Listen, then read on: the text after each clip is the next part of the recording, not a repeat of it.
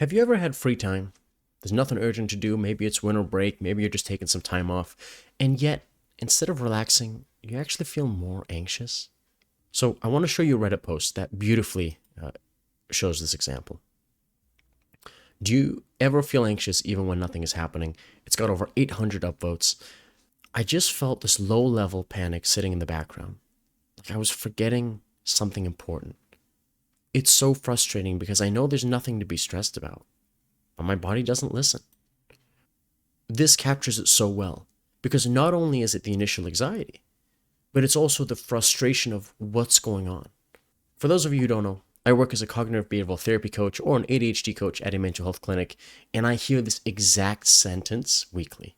In this video, we're going to explain why that's happening and why it's often a protective mechanism that you have unknowingly reinforced over time.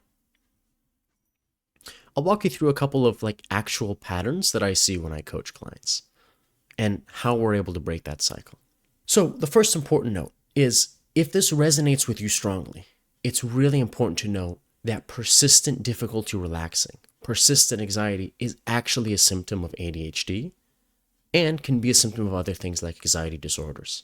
So for those of you who live in British Columbia, Canada, or Ontario, Canada, I actually have a link in the description to the mental health clinic that I work at that specializes in ADHD assessments. So if that's something you're interested in, it's there. I don't want to push you to do it. It's just there if you're interested. So for a lot of people, their brains have learned a specific rule. This is it. If I relax, something bad will happen. Therefore, I cannot afford to relax. I want you to imagine a parent who's running around, maybe a single parent, 2 or 3 kids. They're running around the kitchen, making sure one child is dressed, making sure the other one has their lunch packed, making sure the third one isn't sticking pancake batter to the roof. And their mind is constantly on. Then they get a text from their colleague saying, "Hey, where are you? The meeting has started." Then they remember their dentist appointment is also at the same time. Now I want you to think of first responders. Now I want you to think of investment bankers or people who are very high up who are working with millions of dollars, closing lucrative deals on behalf of billion-dollar companies that are working 24/7, that need to respond immediately. In other words, if they miss something, they will be punished for it. So chances are, maybe some of you listening at some point relaxed, you forgot something, and then you got punished. Maybe you took the day off when you forgot that paper was due. Maybe you took yourself out for ice cream and then remembered you had a dentist appointment that you missed. And that painful lesson taught you, if I don't want this happening again, I can't afford to relax. I need to always be on because surely there's something that I'm forgetting.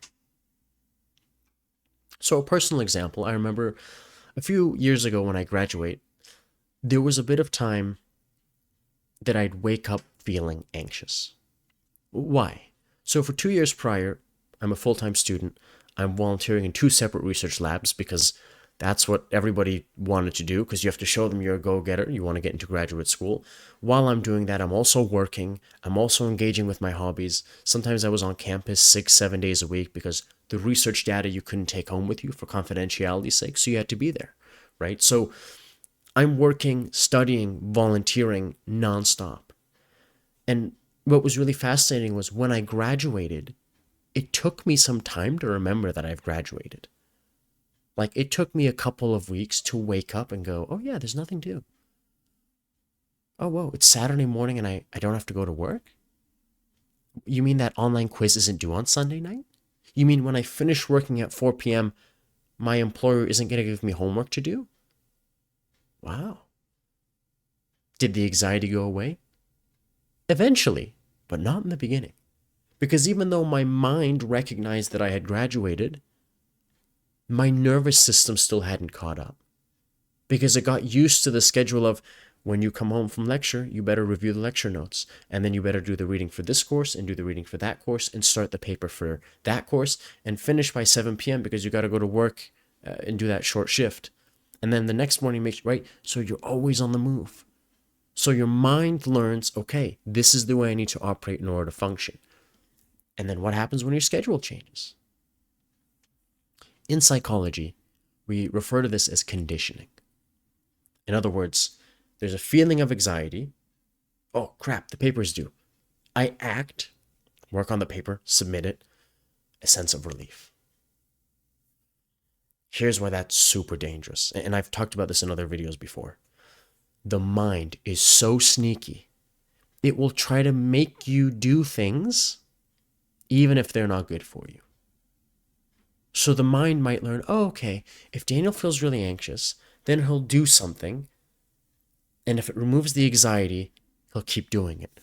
Okay.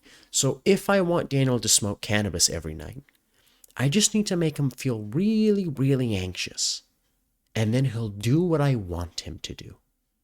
Because if he feels anxious, he doesn't have the proper coping mechanisms. He's going to smoke cannabis, or he's going to doom scroll, or he's going to order takeout, or he's going to watch pornography. This is a fundamental error in people's lives that causes them to lose control. They are no longer in control of their mind. Their mind is now in control of them.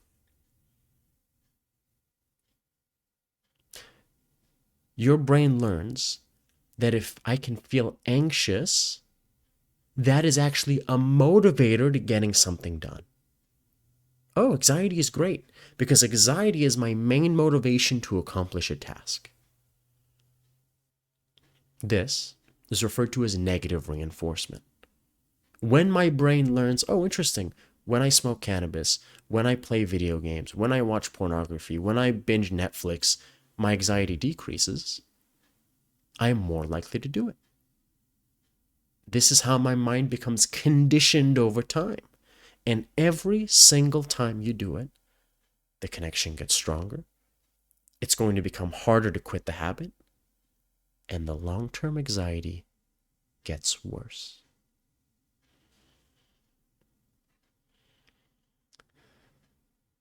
So, in cognitive behavioral therapy, or CBT terms, here's what I want you to think.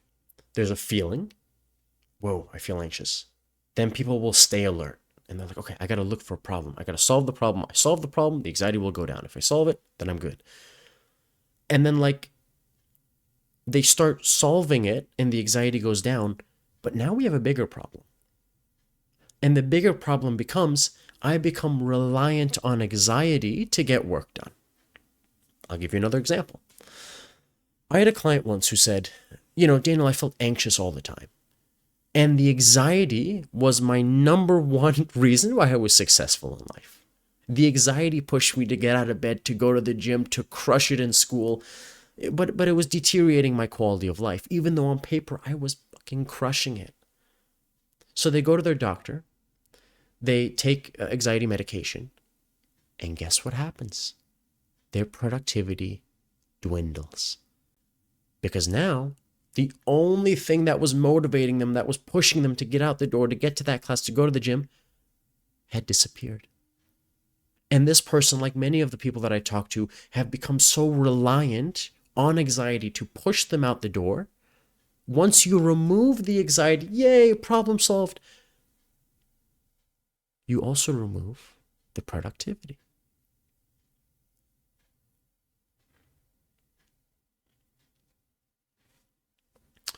So when I talk about doom scrolling, cannabis, video games, most people aren't like, wow, Daniel, what brilliant. I've never thought about that. I thought doom scrolling was healthy. So the idea is, don't overlook every little habit. A lot of people will say, yeah, Daniel, I hear what you're saying, but I'm going to doom scroll tonight and I'll start tomorrow.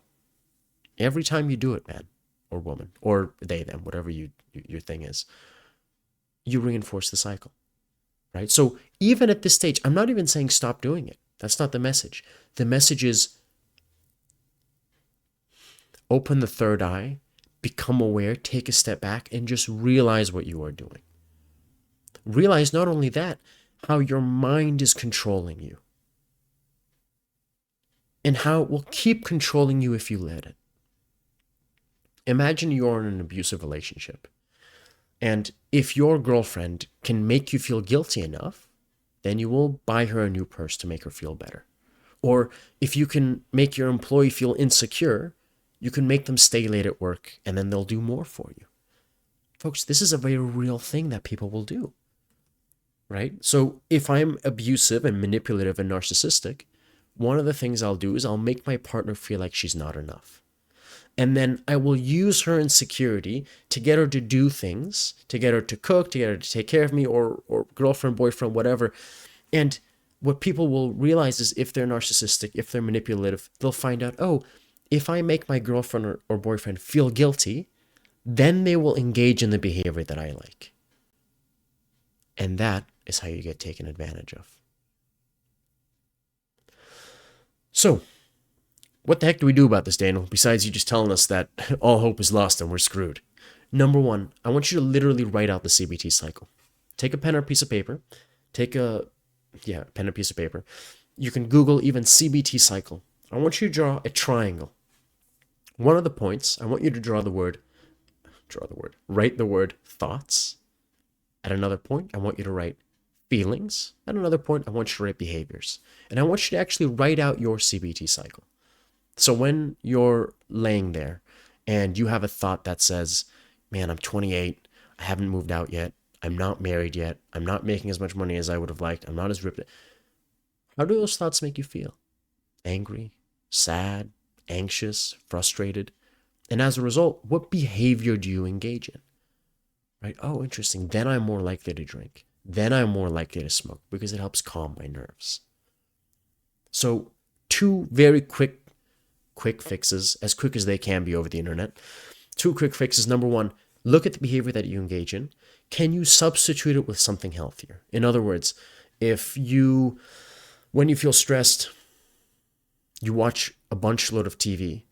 Can you put on a guided meditation and listen to that for 5 minutes? Can you go out for a 5 or 10 minute walk? Can you do some jumping jacks instead? Can you put on headphones, listen to music for 5 minutes, and then have a deadline of 5 minutes and then you stop? That's option number 1. Option number 2, which is a lot harder, is actually tolerating the anxiety. I want to train my mind for it to go, okay, I have a thought. The thought makes me feel anxious. Can I feel anxious and still go about my day? And if you're someone who can feel anxious and still go to the party and still ask her out and still apply to that job, then you will take control of your life. Because as long as you let your mind dictate what you do, oh, if I feel anxious, that means I have to avoid the party. If I feel angry, that means I have to put my hands on him. Your emotions will control you and not the other way around. Make sure you control your mind, not the mind controlling you. Again, folks, this is not therapy. This is not a coaching session. This is purely educational, meant to spark curiosity. The work that you can do one-on-one with a professional is profoundly more beneficial than general advice. However, those are expensive. They're hard to access. There's wait lists. That's why we're here. This is a great place to start. If you want to understand these patterns more deeply, keep checking out the videos. Thank you so much. Subscribe, follow, and stay tuned for more. Thanks, everybody. Take care.